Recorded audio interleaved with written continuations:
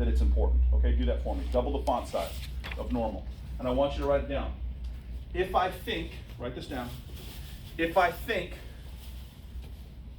the way my customer thinks, if I think the way my customer thinks, comma. Let's get some good grammar in there. If I think the way my customer thinks, my customer will like the way I think.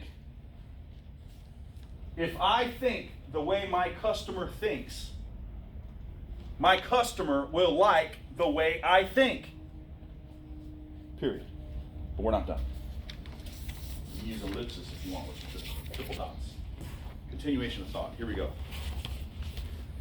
If my customer likes the way I think,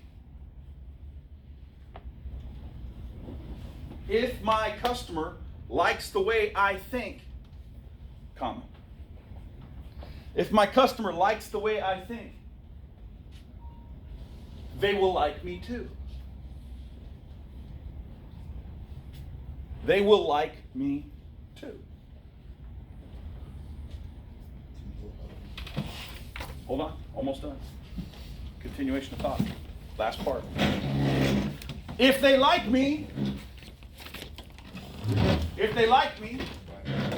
they will likely buy from me. If they like me, they will likely buy from me.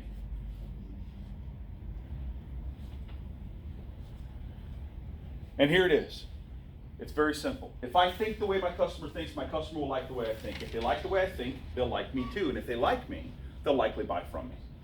Now, this is a very fancy way of saying, make a friend, sell a car.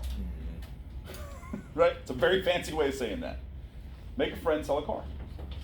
But the behind the scenes of make a friend, sell a car, the behind the scenes of that advice is all about connecting with people on their psychology.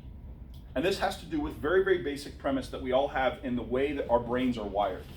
We all know that people are never afraid of the known, but it's the unknown that causes fear. Does that make sense? Yeah. It's the unknown, right? The reason why scary movies are scary is because they're shot freaking in dark rooms. Crap's like happening. You're like, what the hell's happening to these people, right? Like, don't go down that hallway. Don't go down that hallway, right?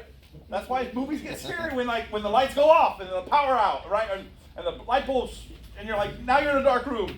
What's going on? The reason why you feel that anxiety, it's the unknown that scares people, that causes hesitation, that causes reservation, that causes uncertainty. It's the unknown, right? It's not the known. No one's afraid to walk into a house that's fully lit.